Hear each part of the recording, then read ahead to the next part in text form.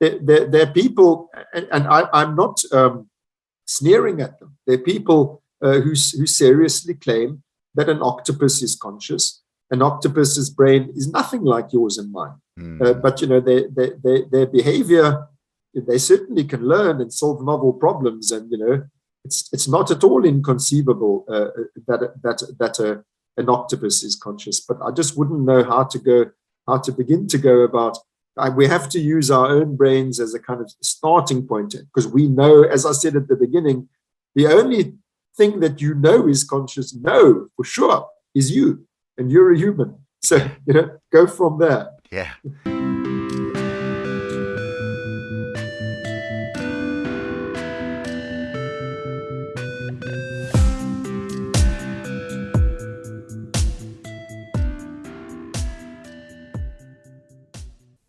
Hi everyone, thanks so much for tuning in to another episode of Chatter. Before we get started, I just have a few quick messages. First off, don't forget to like, share, and subscribe to this podcast. It's the best way that you can help us grow. If you're listening on Apple Podcasts, please leave us a review. It's going to help us rank higher and get more and more views, and therefore bigger and better guests. Links for everything will be in the description below. So please enjoy the podcast. Okay, so hello everyone and welcome to another episode of Chatter. Today I am absolutely delighted to be joined by Mark Solms, the author of The Hidden Spring, a journey to the source of consciousness, which has been, blowing my mind for about the past week. So welcome to the show. Thank you. Great to be here. Yeah, no problem. As I mentioned before we started, your book was really making my brain hurt, but I learned so many things, and it's filled with so many fascinating anecdotes.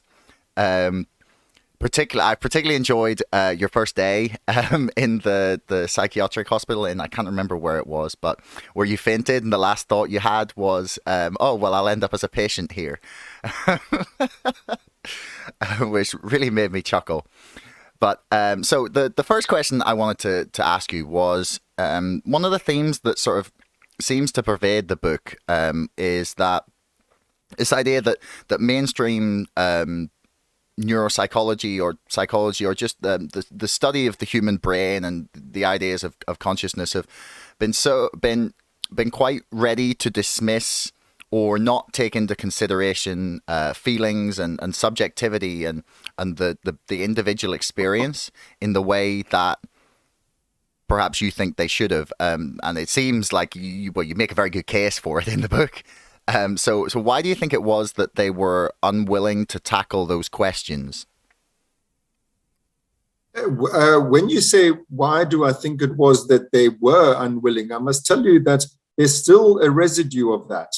It was really much worse in the period when I trained, which was sort of 70s and 80s of last century, where there was still a strong behaviorist grip on the field, but they haven't all disappeared. They've kind of reinvented themselves, but that prejudice remains, and for a very good reason. Science is, of course, empirical, and empiricism means based on evidence derived from the senses. What you have perceived objectively is what's there. The problem with the mind is it's not an object. You can't perceive it externally. You can only perceive your own. I mean, literally, each of us can only ever directly observe our own minds. That's because the mind is yours. It's subjective. That presents a huge problem for science. As the way in which we proceed, is we say, when I do this, I see that. Can you see? Look, there it is. And that's what we mean by objectivity. We can all agree on the observation. Ideally, we then want to be able to, measure what we're seeing and, etc. But it's in the nature of mental states that you can do none of those things. So That's the dilemma.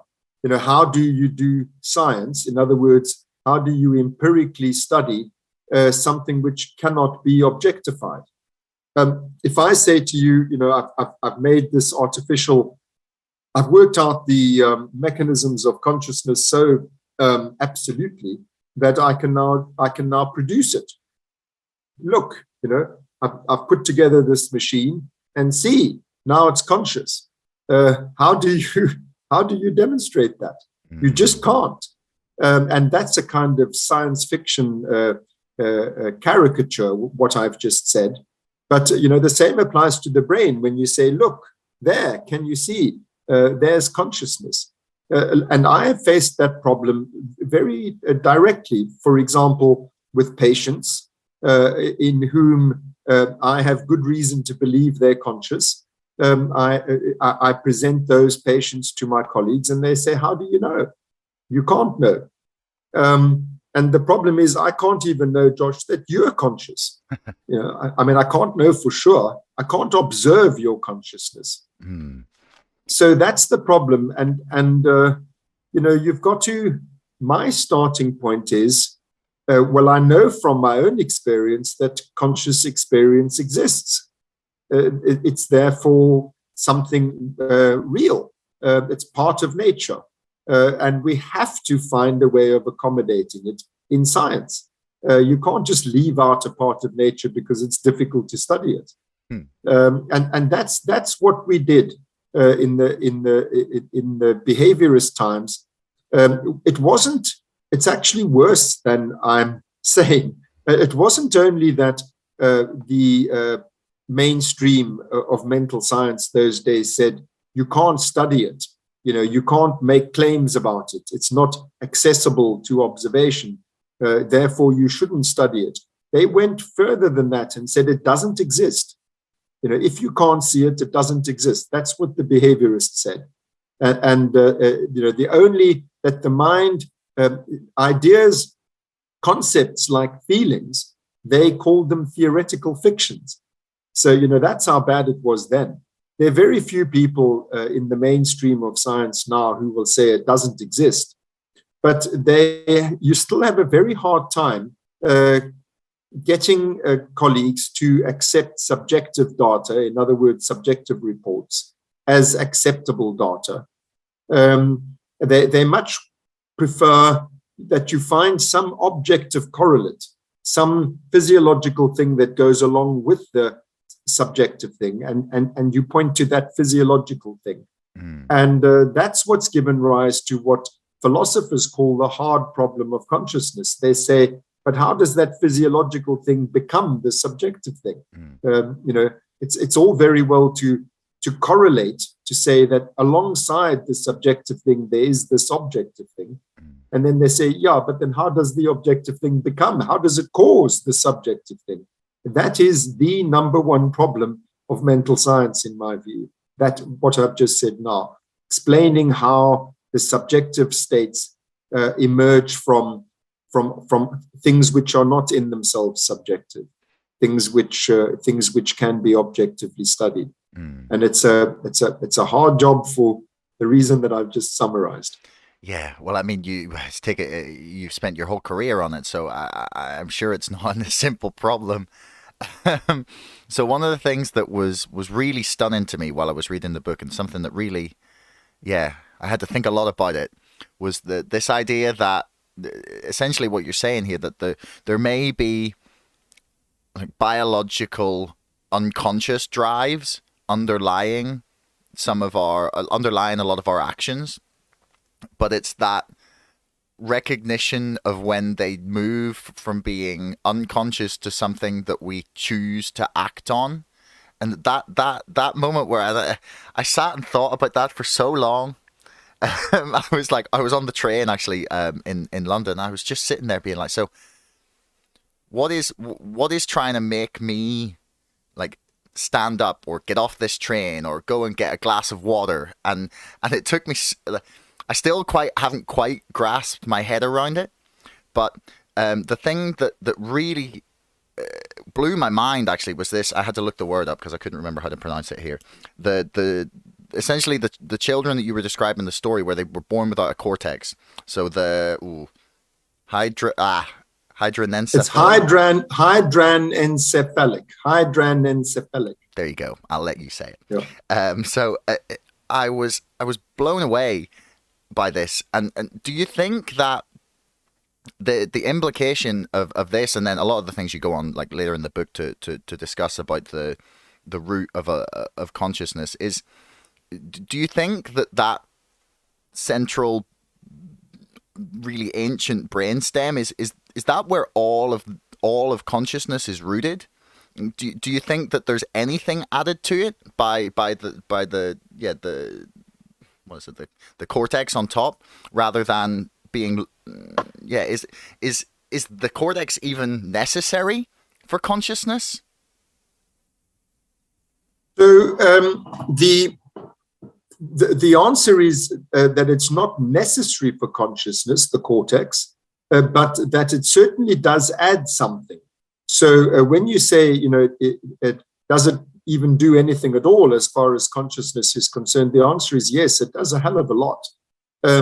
But the crucial thing is, let me just spell it out for people who are not familiar with these anatomical concepts, that the cortex, which is when most people picture the brain, they see in their mind's eye this sort of convoluted, curly-whirly big thing.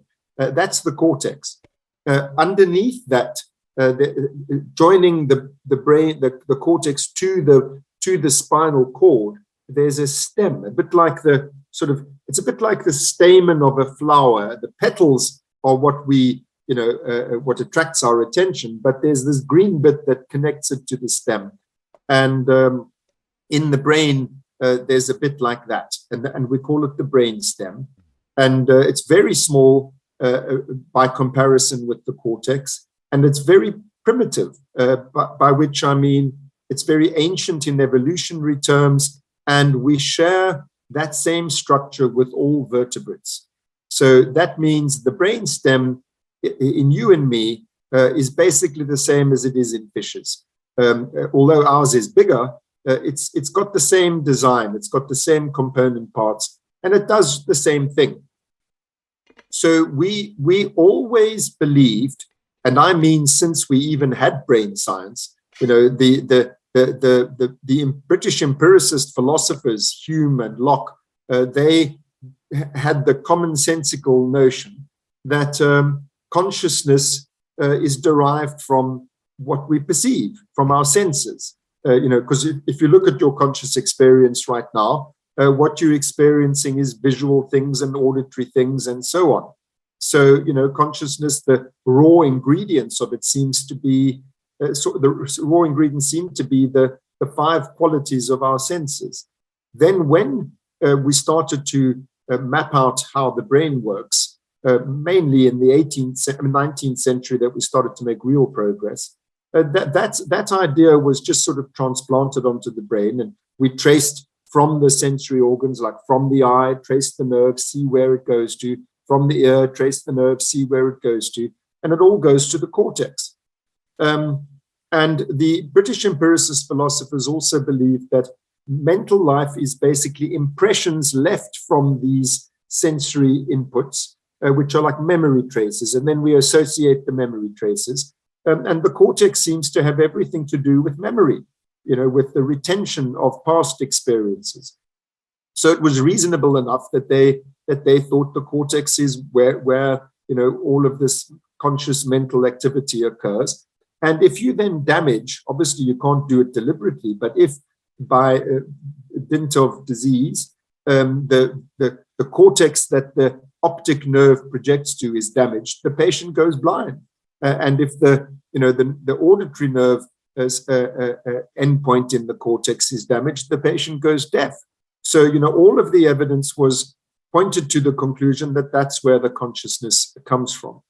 Now, that was therefore very surprising when in the late 1940s, some scientists in the States named Magoon and Maruzzi discovered that if you damage just a very small area of the brain stem, remember that primitive part, just a small area, I mean, the size of a match head, you damage that, and the lights go out. The patient is in a coma. So they didn't know what to make of that, because that had nothing to do with senses. It's something from deep within the brain. You damage this deep core of the brain, and then all consciousness disappears. So they had the idea that it's a sort of power supply. It's like a television set. Of course, it needs to be plugged in. That doesn't mean that the real action is happening, at the power source. So they retained the idea that consciousness is actually something that the cortex does, the equivalent of the television set, but that it has to have this power supply from the brain stem. And that's what we gradually realized was wrong. In the 1990s, through to the present day, evidence has accumulated that's not just a power supply. So the evidence is, I'll take you very quickly through it. In children, the hydranencephalic children you refer to, they're born with no cortex. That's basically what that condition boils down to. So if the cortex is where the consciousness is, then those kids should be in a coma, but they're not. I mean, at the very least, they should be in what we call a vegetative state, which is where all your autonomic functions are okay, including the sleep-waking cycle is there, but there's no responsivity. You don't react to events. It's also called non-responsive wakefulness. So that's what you would expect, but those kids are not non-responsive. They're very responsive. So they wake up in the morning, they go to sleep at night. In that sense, they're conscious, but much more tellingly, they are responsive emotionally. If you go like that, they get a fright, and if you tickle them, they giggle. And if you deprive them of something they want, they arch their backs and go, and complain. And these emotional reactions are always situationally appropriate. So the emotional response you would expect from a situation like pain, you cause pain, the child winces. So they look as if they're conscious. That was a big surprise. And I remember that the brain stem, if you damage that, all the lights go out. So this led to the idea that what's in the brain stem is not just a power supply, although it seems to be necessary for all other forms of consciousness. Although it is in that sense the power supply, it actually has content and quality. It has feeling. It has pleasurable and unpleasurable feelings of various kinds.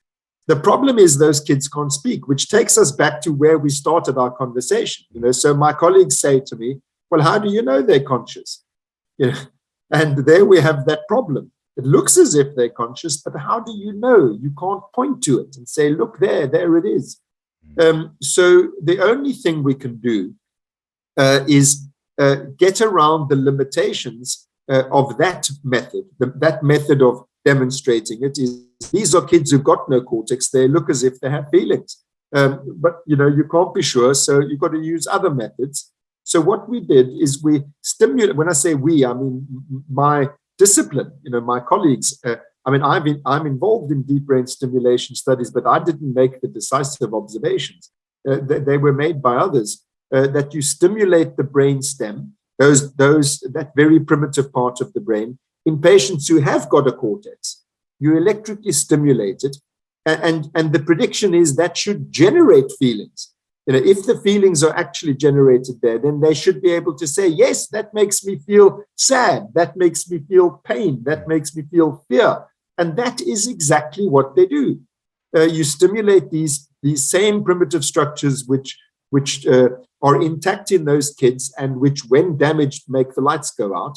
You stimulate them in normal people. In other words, people who've got cortex and can report on their mental states. And they say they're feeling these intense feelings. And you can predict stimulation here will cause that feeling. Stimulation there will cause the other one. And that doesn't happen if you stimulate the cortex. And then people might say, well, it's just stimulating the power source, which is actually really doing something to the cortex. So we used another method. It's called positron emission tomography, which is a kind of brain scan. which scans which parts of the brain are active at a particular moment in time. So we took people who were in intense emotional states, people who were in states of gripped by fear or rage or depression, sadness, or joy. And in all of them, where the action was metabolically in the brain, where the really active part of the brain was again, the brain stem, those very same primitive structures. So it's by this sort of sequence of observations that we've been led to the conclusion that the source of consciousness, the power supply, which everyone agrees the power supply is in the brainstem, we've been led to conclude that that power supply is a very basic form of consciousness that feels like something, that has quality, so that there is something it is like to be that child who has no cortex. And so if by consciousness you mean feels like something, that there is an experience there, then all you need is a brainstem. That's the conclusion that I'm driven to. I don't see how we can conclude anything else. But that basic feeling then activates the cortex, which enables you to have much more complicated thoughts about your feelings. And as it happens, that seems to be the main function of the cortex, is to sort of, the feelings are demands on you. This feels bad. The cortex's job is, well, what are you going to do about it? Well, let me think. Let me try something out and see if it works or not. If it does work, you lay down a memory. Okay, that's how you do this. That's how you get rid of this problem. That's how you manage this need. Our needs are announced to us in the forms of feelings. So I believe the most basic forms of consciousness are things like hunger, and sleepiness and pain. These raw, basic states of mind, which you don't need to know anything about. You don't need to have any theories about them. You just feel them, and you immediately respond to them. The cortical part elaborates it all, and I'm glad I've got a cortex. I mean, don't let's demean the cortex, but it's not the source. It's not the source of consciousness.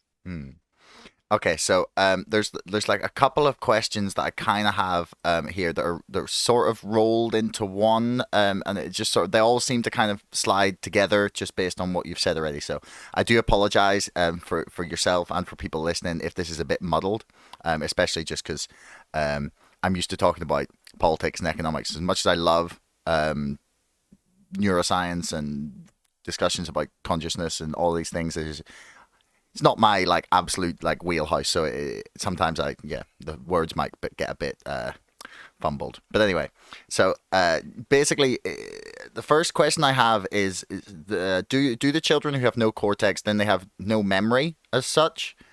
And then leading from that, does that mean that the memory isn't key to consciousness? That's not that's not the basis of it. And I think there's you said in the book that there's that little mesh that connects to the brainstem that's 525 million years old, and that.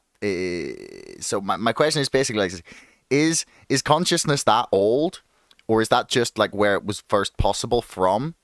And then is memory the thing that sets humans' consciousness apart from, say, the rest of the animal world, if that's even the case? I'm not suggesting that humans are definitely more conscious, but yeah, could you try and tackle that for me?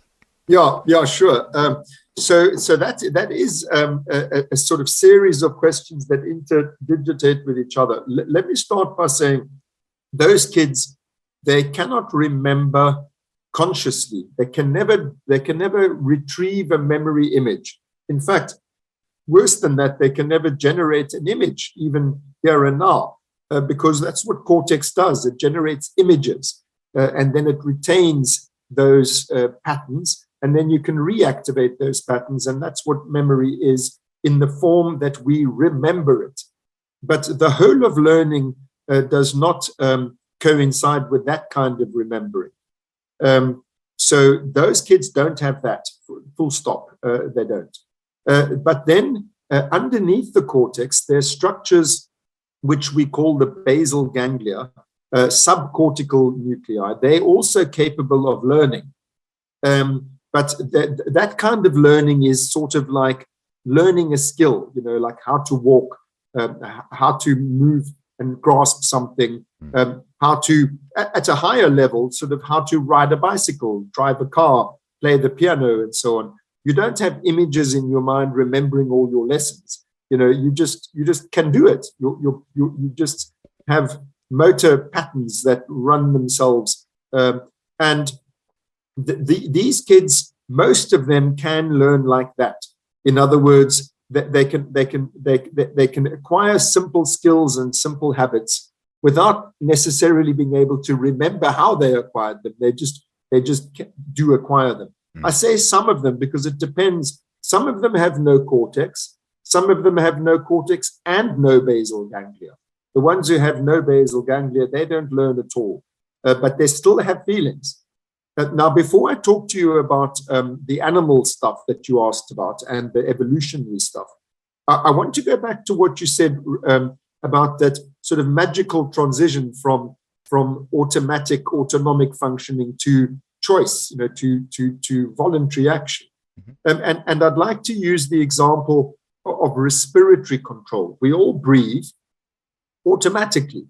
You don't have to picture, oh, I need to breathe, and out. In, out, you don't think about it at all. Your body just does it. And when I say your body just does it, what I mean is your brain just does it without any consciousness. It's an automatic reflex governed by the brain.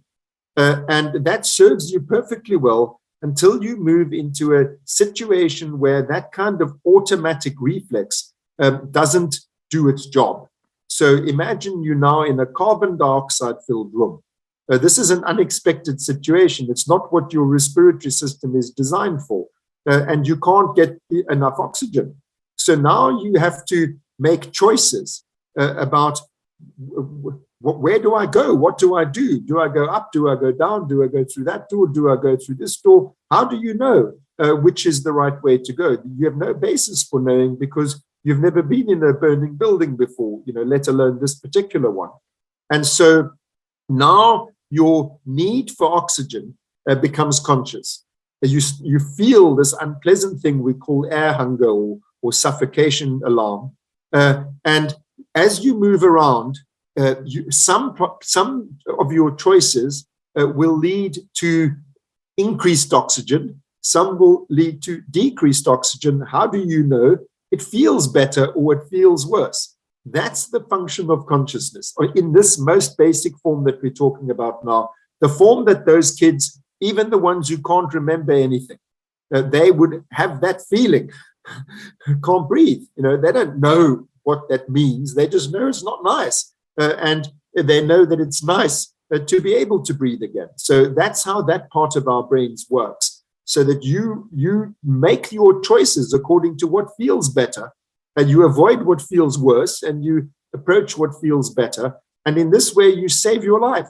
If you just had a reflex which says, well, just breathe, it wouldn't work. You need now to make choices about where to go in order to find the oxygen. And the feeling tells you the good or bad feeling of getting enough oxygen or not tells you whether you've made the right choices or not. Now add to that the capacity for learning, so that the next time you find yourself in a situation like that, you've learned, when you're in a burning building, go downstairs, not upstairs. The oxygen is down, not up. That's what I learned last time. So I'm using a kind of an extreme example, but generalize from that. That's what learning adds. So you don't need learning or memory in order to feel something, but it adds something. The feeling your way through the problem is how you learn, so that you learn from experience. The operative word is experience. You learn from, we call it the law of affect. You avoid what feels bad. and you approach what feels good, and you predict on the basis of what happened last time what you're going to do next time. That's the whole function of memory. So that's the place of memory in relation to consciousness. So that comes back to your question about the evolution of all of it. So we know which parts of our brains, the brain stem, that the deep reticular activating system within it is where these feelings are generated.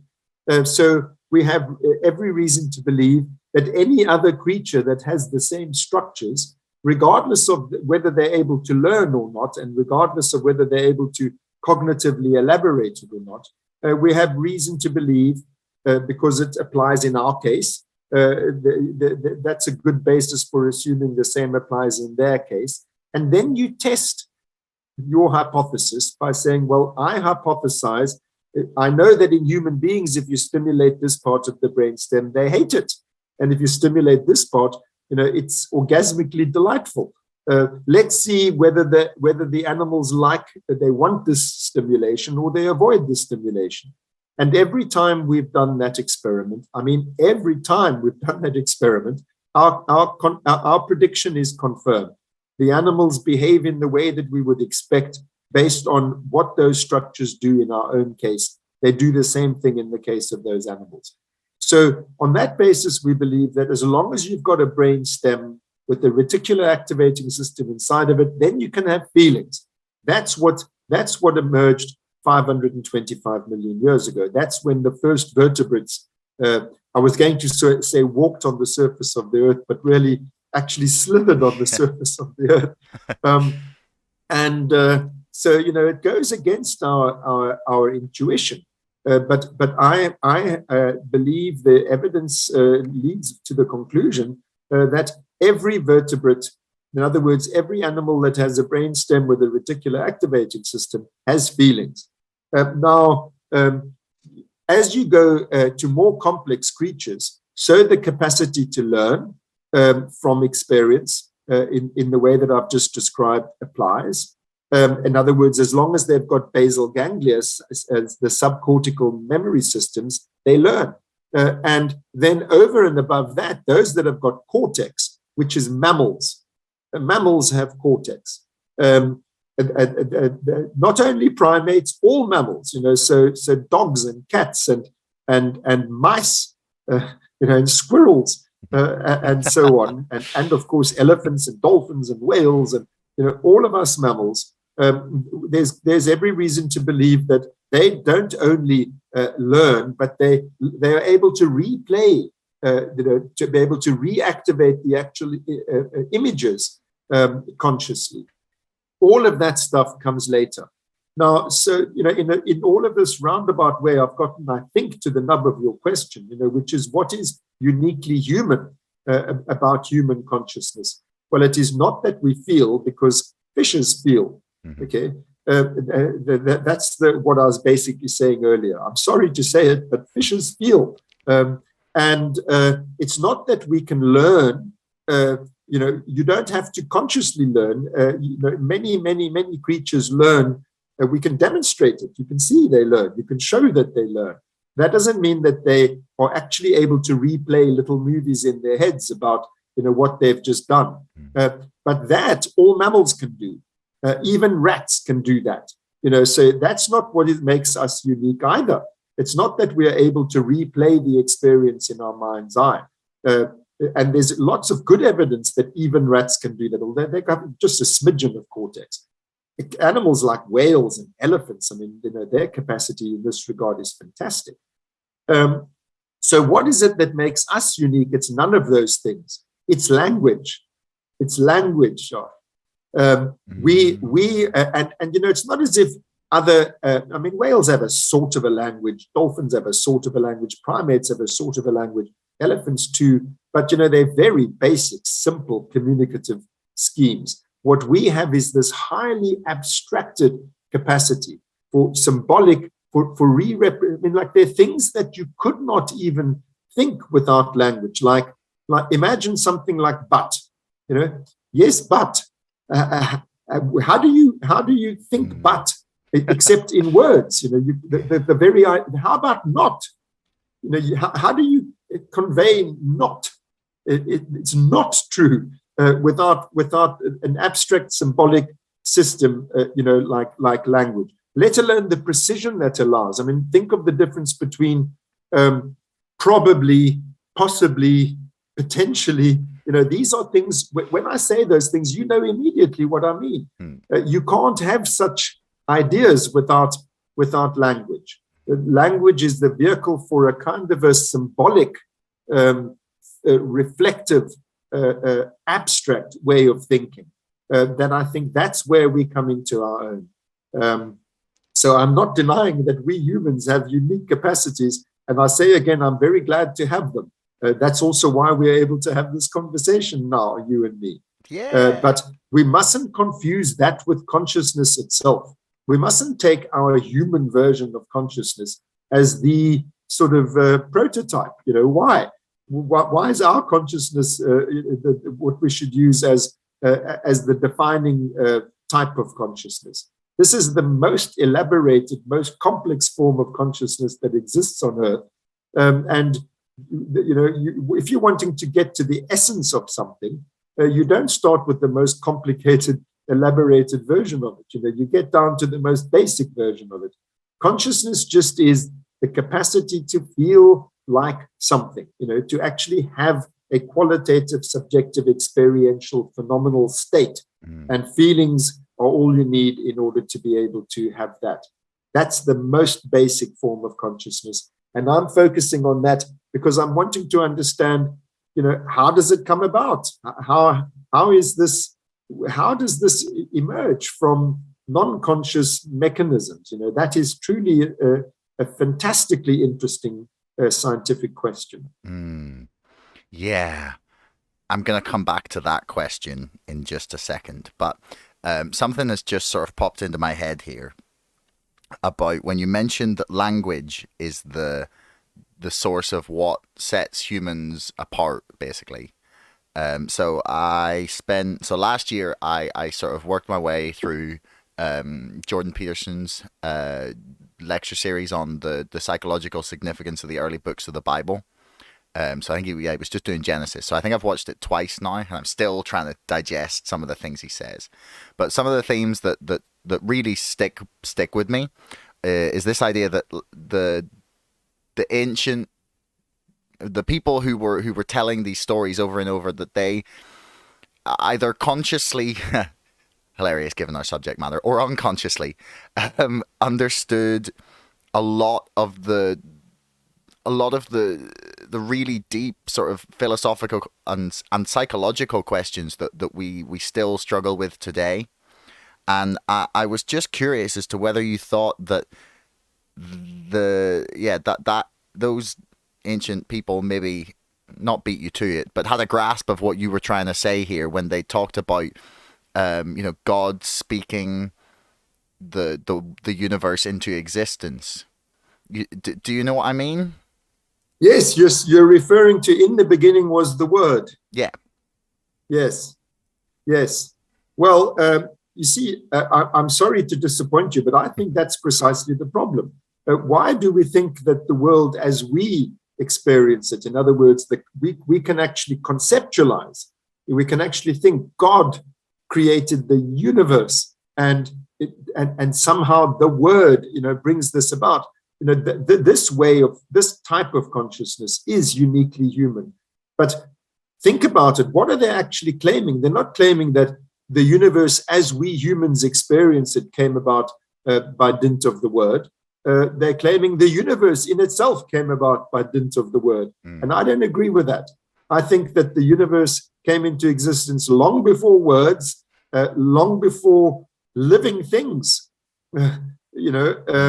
Therefore, long before consciousness, even in its most primitive form. Yeah. I believe there was a universe, a big bang, long before life emerged.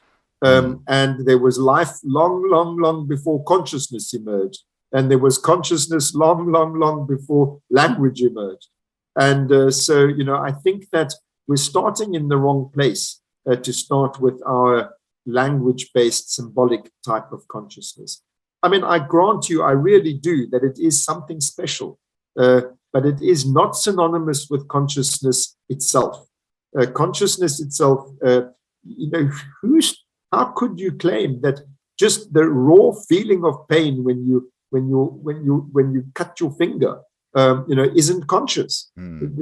Clearly, it is. And you don't need any word for it. I mean, we do have a word for it, but those little kids with no cortex and no possibility of language, they clearly show pain. And for the reasons that I summarized earlier, clearly feel pain. So I think it's a hard job for us to do it because, of course, it's so conventional for us to equate this kind of thing, that's this uniquely human kind of thought-based, reflective, abstract, philosophical sort of consciousness, with the basic elemental form, it's just not a good idea to go about it that way. So, if we want to study human consciousness and what's unique about human consciousness, go for it. That's very, very interesting. But if you're wanting to understand what consciousness actually is, what it's there for, how it evolved, what its most essential mechanisms are, you've got to start with the basic feeling type, the type that evolved at least 525 million years ago. Because I say those creatures, they have the same anatomy as us, and when you stimulate those structures, they do the same thing as you would expect on the basis of our experience. When you damage those structures, you lose those things as you would expect, and so on. That doesn't mean that even simpler creatures don't have some even simpler form of consciousness. It's just it becomes guesswork at that point. You don't even know how to formulate, where do you stimulate, where do you lesion? But, there are people, and I'm not sneering at them. There are people who seriously claim that an octopus is conscious. An octopus's brain is nothing like yours and mine. But their behavior, they certainly can learn and solve novel problems, and it's not at all inconceivable that an octopus is conscious. But I just wouldn't know how to begin to go about. We have to use our own brains as a kind of starting point, because we know, as I said at the beginning, the only thing that is conscious, for sure, is you. And you're a human, so go from there. I guess I'm maybe getting like a little bit muddled in what I'm trying to think of. I guess it was like I was trying to say that perhaps they're saying that language was the thing that conceptually allowed us to see the world created. Do you know what I mean? But something actually, in that sense, yeah. Yeah, but so then, just theoretically, does that like the use then the grounding of language in some sort of higher level of cognition and consciousness, does that mean that there's a chance that animals with a complex language could have some sort of experiential thing that similar to ourselves, or is that sort of asking the wrong question there? Well, it's not that you're asking the wrong question; it's that you're asking the wrong person the question. I don't want to pretend. I don't want to pretend to be an expert on, on animal language. I know a bit about. I know that we're not the only, because with sign systems, with communication systems, and ours is clearly way more elaborate. And we know from the attempts to teach chimpanzees language in the sense that we use language, with not just a large vocabulary, but also with the grammar. It's really, really and they are our closest genetic relatives. Chimpanzees are. So, I know that much, but I'm no expert on the topic. But I want to add this, though, that language is not merely a means of communication. It's actually, especially in relation to what we are talking about, it's much more important to bear in mind that it's a form of thinking. Language enables you to classify and abstract and indicate relationships between things which are not concrete things. Like I was saying earlier about but and not and so on. It enables you to think things which you otherwise would not be able to think. And I think to the point that you were making about Genesis, it then enables you to perceive things which you otherwise wouldn't be able to perceive, things which are not concrete, blobs there in front of your eyes. You can perceive things like greed. You can recognize it. That's greed. Since you're interested in politics, I might use that example. That's an example of greed. But greed isn't a thing. But you can recognize it once you've got the concept. I better not proceed any further down political roads. Well, we'll leave it at that anyway. But you're right. There's definitely like a whole set of like higher level emotions that aren't quite definable, like nostalgia or something like that. Absolutely. Yeah. So I wanted to go back a little bit then. So we talked about consciousness as like trying to find ways to measure it essentially in a way, and I just or to even describe it as we talked about at the very beginning. Do you think that there is some way in which it could be theoretically measured that like science is not capable? Like, is there like a consciousness like wave or field, or is there something there that perhaps because it seems like the behaviorists don't want to address it because in a way there's nothing quantifiable there. It's not, but theoretically, could there be something quantifiable that we just don't understand how to measure? Well, this is a very complicated topic, and I'll try to just indicate some of the starting points. For one thing, actually, psychologists do measure it all the time, but it's just a very rough and ready measurement. Like you say to a patient or to a research participant, does this make you feel good or bad? And rate it, so that neutral is 0, bad is, a little bit bad is -1, medium bad is -2, very bad is -3, and, conversely with good is, a little bit good, medium good, very good. And so there you've got a 7-point scale. We call it a Likert scale. And, there you're starting to measure. It's not very precise, but, I think we have to adapt our methods to the phenomena, not the other way around. You don't say, well, I don't know how to measure this with a ruler, so, I'm not going to study it. You've got to say, well, it's something subjective, so you've got to use subjective measurements. And that might sound very rough and ready. So I want to add 2 points. The one is that in medicine, we do that all the time.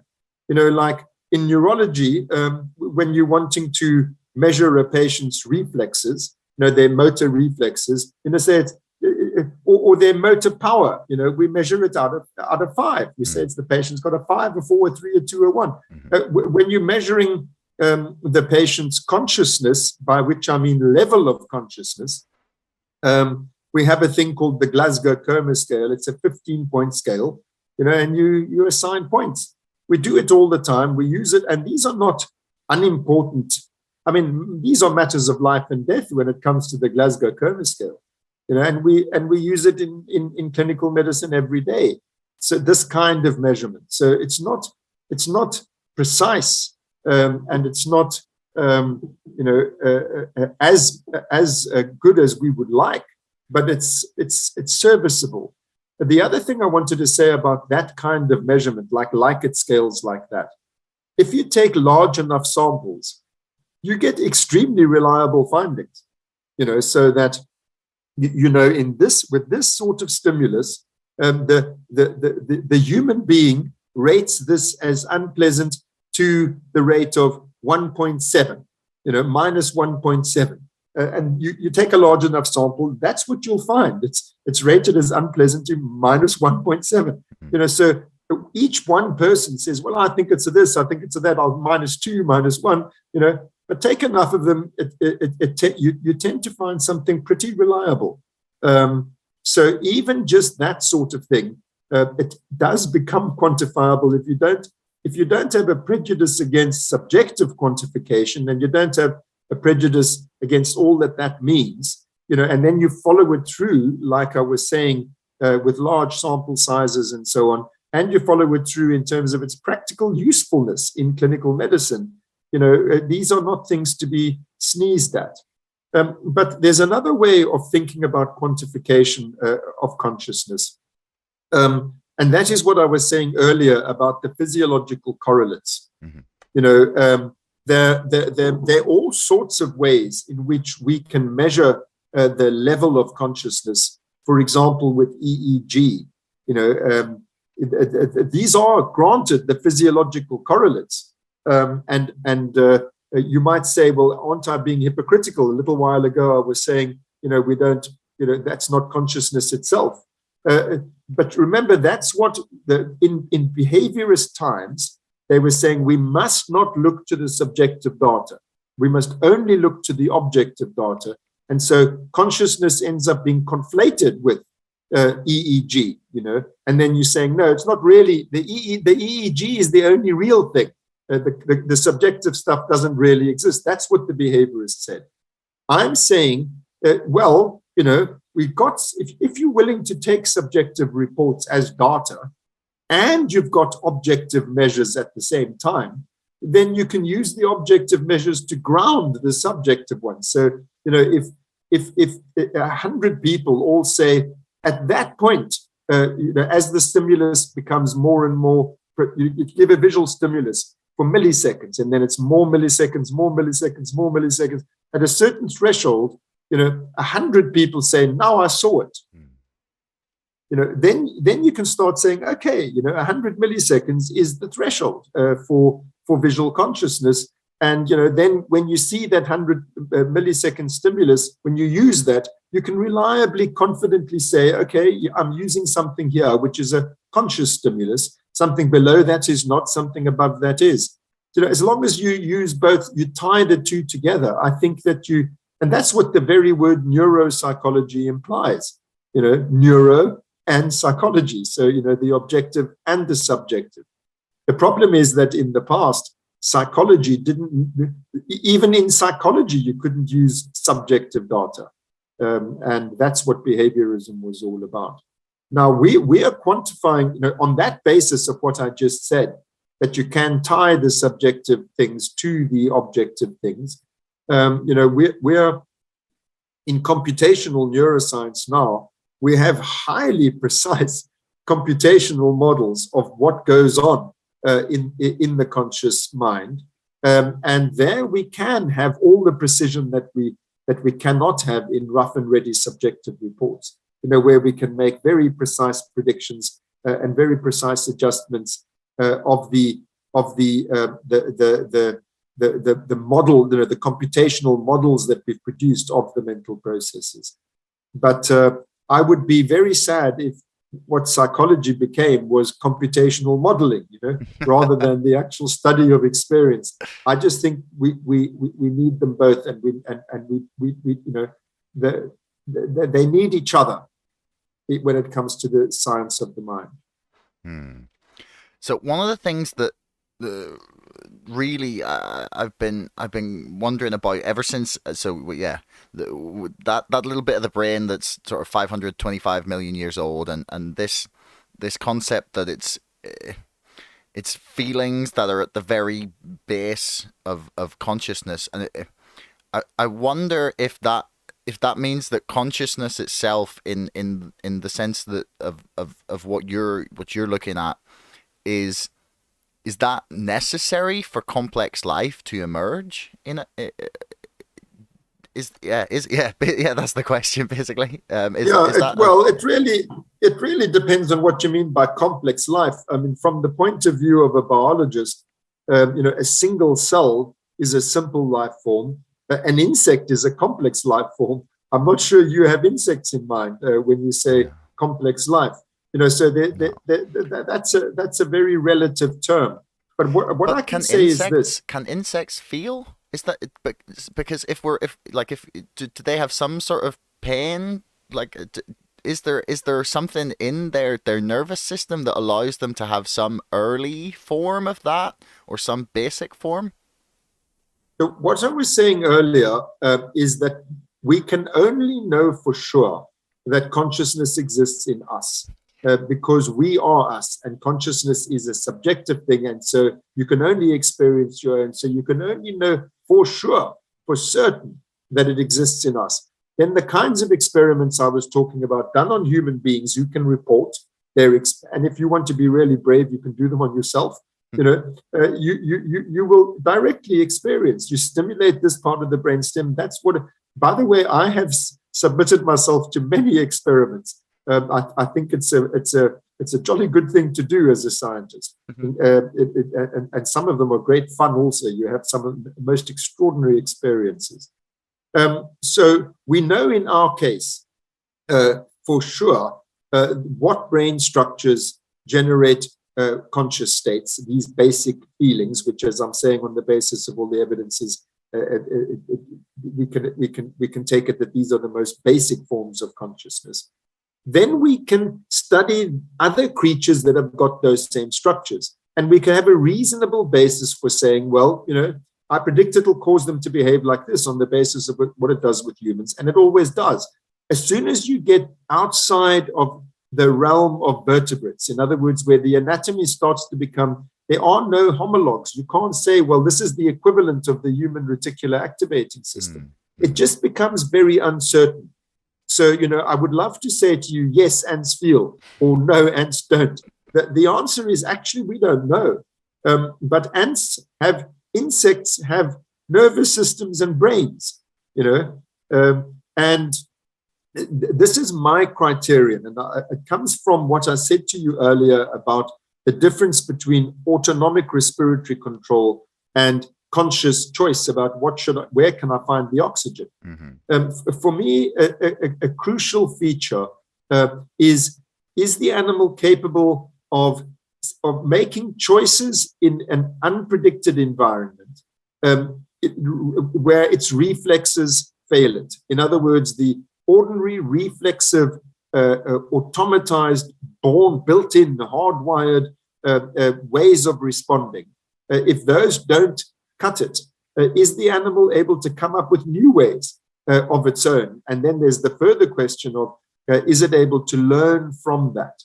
And if that is your criterion, then I'm afraid it goes even lower than vertebrates, that there are several animals simpler than vertebrates who show the capacity for choice, whose behavior is not entirely predictable. In an uncertain situation, they come up with their own. Now, I'm saying that is the function of consciousness. It enables an animal to do that. That is the major evolutionary adaptation.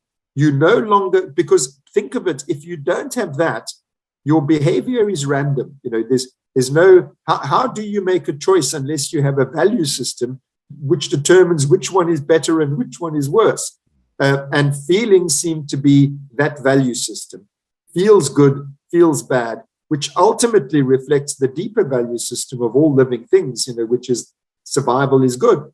But not all creatures are able to feel that goodness and badness. And being able to feel it enables you to make choices beyond the reflexes that you're born with. So for me, that's the pivotal change. Okay, so you're saying it's essentially like about choice, and as a sort of somewhat as an extension, then creativity. That you because you yeah. So does that mean that? So what then is this the evolutionary reason for consciousness in your mind? Is that the reason? Is because it evolved because choice, and therefore as an extension creativity too, like in whatever basic form that may take, it allowed animals to adapt and survive. Yeah, you could call it creativity, or you could call it flexibility, or generativity, that you're not trapped in reflex. Okay. If all you have is reflexes, and the vast majority of living things, all they have is reflexes, that it's completely predictable. You stimulate a sea slug there, it will withdraw its, its little feeler thing. You can absolutely predict exactly what it's going to do. Increase the light, it will move away, and so on. And that's really the vast majority of living things.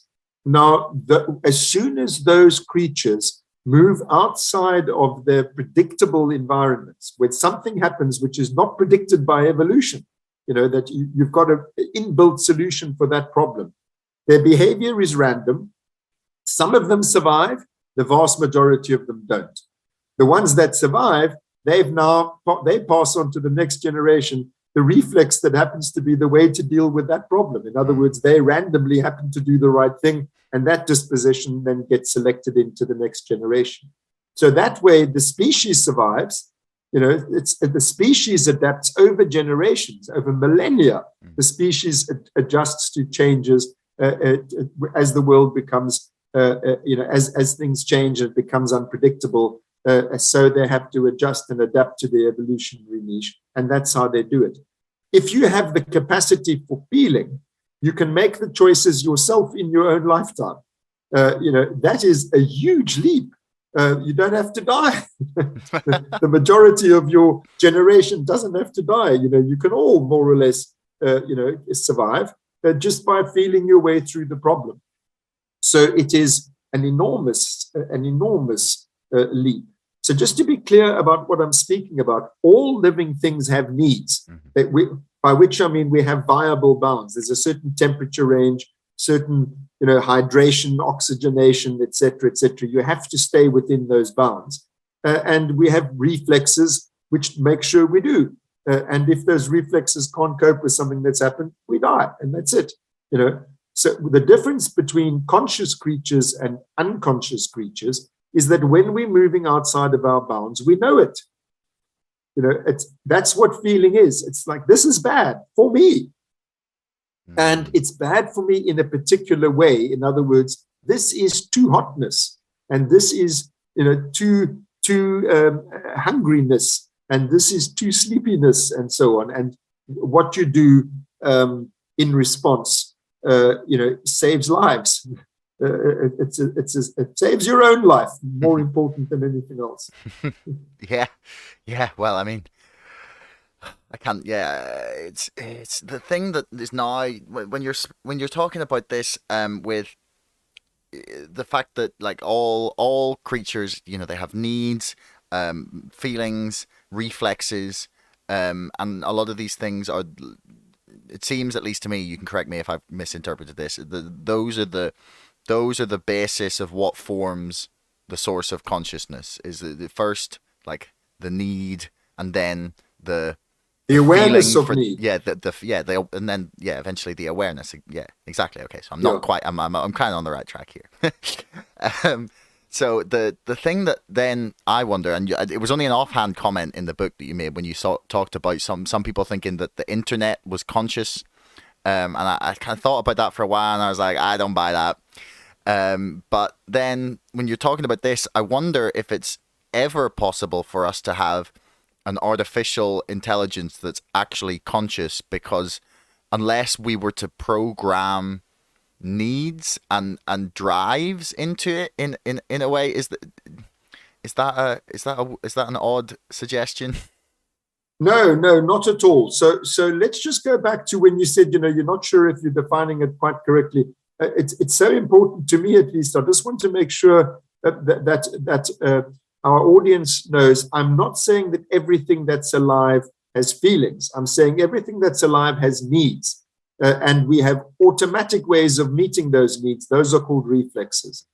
Feelings are a evolutionary adaptation over and above that, to where the animal becomes aware of its needs so it can judge how am I doing. This is what makes choice possible. And as you said, creativity and all of that, the flexibility that comes with that. So that's not all living things. It's living things which all living things have needs. I'm talking about living things that are able to register their own needs and monitor how they're doing. That's the thing. Now, you say about the internet. So some people say consciousness is just information processing, and the more complex the information and the more integrated the information processing is, then eventually it becomes conscious. Well, first of all, I'm not entirely sure why it should suddenly become conscious, but my point in my book was that there are many systems that process extremely complex information and highly integrated, like the internet. And yet, who would claim in their right mind that the internet is conscious just because it's doing all this information processing? So for me, it's not about how complex the information is. It has, as you correctly said, to do with, do you have needs? Do you need to survive? Do you have skin in the game? Do you give a damn? Yeah. Feelings arise out of that. It's an extended form of monitoring your own needs. So then you ask the question, is it then conceivable that there could ever be an artificial form of consciousness? And I may surprise our audience by answering that I think it is conceivable. I think that there's no good reason why it should not be possible to engineer an artificial system which its whole purpose, its raison d'etre, all that it's designed to do is to keep on existing. Then all of its behaviors are predicated on I got to do whatever it takes. So then you'll have needs like I need an energy source. I need not to suffer tissue damage, or it wouldn't be tissue, but the actual the entity that I am it must avoid getting broken, and it mustn't overheat, and it mustn't fall into water, and these will be needs. So if you have an artificial system which, like us living things, has needs, and then it has the ability to monitor its own needs, and it has a sufficient range of them where they have to be qualitatively distinguished from each other, and you show that this thing is capable of surviving in novel, unpredicted environments by monitoring how its needs are. I think it is conceivable that such a system would have, with the emphasis on this word, artificial consciousness. In other words, there would be something like too hotness of the system, or running out of energiness of that system, which would be a very far cry from what we, not only humans, but we living things, how we experience our own bodily states. This would be the artificial equivalent of this. But I think it is not inconceivable, as long as we allow ourselves to take the leap, which is where our conversation began, to take the leap of seeing it from the point of view of that robot. If you were that robot and you were registering all these things and your very survival depended on it, and there's a range of them and they're qualitatively different, and on the basis of how those things are going, it's able to come up with choices, and come up with novel solutions all of its own. I think it's only prejudice that would make us say it's never possible, that there would be some kind of artificial what it is like to be such a robot. But now I'm afraid, having put a lot of effort into trying to be as persuasive as I can to our audience, I think maybe now they've concluded I'm a nutter. But I honestly do think it's conceivable, it's possible, it's probably even imminent, given what's going on in the technological world. Yeah, because I guess it becomes. I don't think people are going to think you're crazy. Trust me, I've had way crazier people on this show.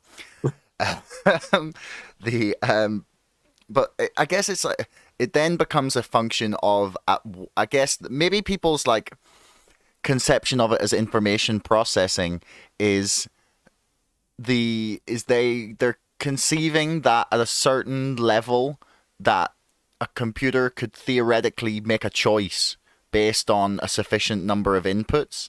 Like if you had it would be weighing up certain things. Like obviously still based on whatever like the algorithms are that have gone into building whatever neural network or whatever they end up creating, or computer program, or there's a few ways you could go about it, but it seems to me that then if that had, it would have a choice, it would have choices, and at that point could you potentially consider it conscious? Look, all I can do is tell you what I think, which is based on the sort of reasoning that I've summarized for you. I'm not going to exclude. I can't dogmatically say no, that's not possible because of blah blah blah.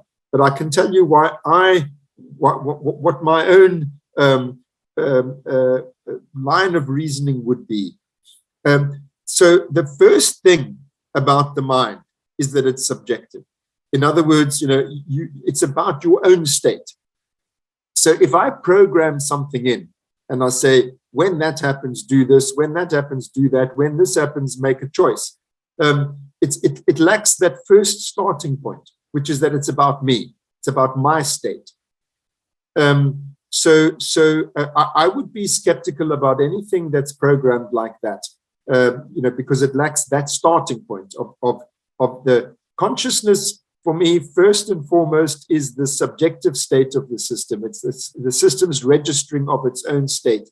Secondly, it has valence, by which I mean goodness and badness. And that has to be good and bad for the system, because remember, the first point is it's about its own state. The second thing is it's good or bad. It's good or bad things about its own state. So again, you can easily say big numbers are bad, small numbers are good. Just program them into the computer. The computer always heads for big numbers. But that's you who's just programmed that in. There's no reason to believe that that's something about the computer monitoring its own state and giving a damn about its own state. So that would be my second criterion. My third would be that there have to be a range of different needs, and that they have to be met in their own right, by which I mean you can't just add them up as total need. There can't be a single common denominator. We call that a continuous variable, which is just a quantity. But categorical variables are qualitatively distinct from each other, as are our needs. And the crucial issue here is that you can't say I've got 3 out of 10 of hunger and 7 out of 10 of sleepiness. Therefore, I've got 10 out of 20 of total needs, so I'll just sleep. If you do that, you'll die. You have to eat and you have to sleep. So these are intrinsically categorical things, and categorical variables are qualitatively distinct from each other. So that would be my third criterion. Firstly, it has to be about its own state. Secondly, it has to be good or bad for it. And then thirdly, there has to be a categorical differentiation between the different needs that constitute its own viable states, so that they have to have a qualitative difference. If those three criteria are met, and it then shows choice, which governs its own survival in relation to its own intrinsically subjective and inherently qualitatively distinctive need states, I would start saying, well, that just is what we mean by a feeling. And although it's very different from mine, that is the subjective state, the experiential state of that robot. I would be willing to concede that, certainly at the very least as a possibility. I don't see why it would have to be ruled out of court. But I said earlier, and I'll say it again, it requires us to take the viewpoint of the artificial agent, and that's a giant leap. Scientists don't like subjectivity. They want to be able to say from the outside, show me the consciousness. And that's a really, really that's the shibboleth in the end. Yeah. Sadly. Yeah. It's interesting how in a way I find it easier to conceptualize it as a robot or as a computer, and to better understand like what it is that we're saying is at the source of consciousness, which is weird. Like once I've separated it from a being and it's just a computer, I find it much, to quantify what like the steps are, what the things are that are involved. I know I've taken up quite a lot of your time. So I've enjoyed it very much. I want to squeeze in one last sentence in relation to what you just said. There's a very long tradition of this in philosophy and in medicine, that ultimately the body is a machine. So you say, well, when I put it into mechanistic terms, then you can understand it better because there's, it takes out this sort of being thing. But, really, ultimately, that's we are machines and we are subjects. We are the being of these machines. And we just have to get our head around a new way of thinking about it all. But I've enjoyed talking to you very much. Thank you. Yeah, not a problem. Actually, Yuval Noah Harari talks about that a lot. He talks about how people could be conceptualized as algorithms, very complicated algorithms, but algorithms at that. So I have one last, like you can take as long or as short an answer and for you here, because it's not 100% really related to your book, but it is a little bit. So basically, I was wondering, reading through this, is like, do psychedelics alter people's consciousness, or is it just altering our experience or our brain chemistry? Oh, well, that's easy to answer. It's both. I mean, it's as indeed applies to everything. That when I said that you are a machine and you are the being of that machine, I mean, that's so, every alteration in your subjective experience has a physiological correlate. You look at it from the outside, you'll see a change in the way that your receptors are being stimulated by neurotransmitters. Look at it from the inside, you're having a weird experience. So, yes, psychedelics, absolutely. By definition, psychedelics change your state of consciousness. That's what the word means. And we know a great deal about how they do that in terms of what's going on neurologically. Psychedelics mostly act on cortical mechanisms, by the way. Unlike most psychiatric drugs, the psychopharmacological agents, they mostly act on that reticular activating system that I was talking about earlier. So they're both mind-altering, but the psychiatric drugs, the psychopharmacological agents, are more affect-altering, mood-altering, emotion-altering. Although, most psychedelics certainly have very interesting and sometimes unpleasant, but, mostly pleasant affective aspects too. There's a whole lot of cognitive stuff that happens, the alteration of the sense of time and perception and, and whatnot. That doesn't happen with psychopharmacological drugs because they're not acting on cortex so much as on the brainstem. They're acting on the affect systems, not on the representational systems. Okay, well, I want to thank you again for your time. Everyone, you can check out Mark's book, The Hidden Spring, A Journey to the Source of Consciousness. I'll put links for that and for your Twitter and yeah, all related things that I can find in the description below. So thank you very much. It's been a pleasure. For me too, Josh. Thank you very much. Thanks for making it all the way to the end of the podcast. If you want to leave us a comment, that would be awesome. Please like, share, subscribe, and if you're listening on Apple, please leave us a review. Until next time, thanks for listening.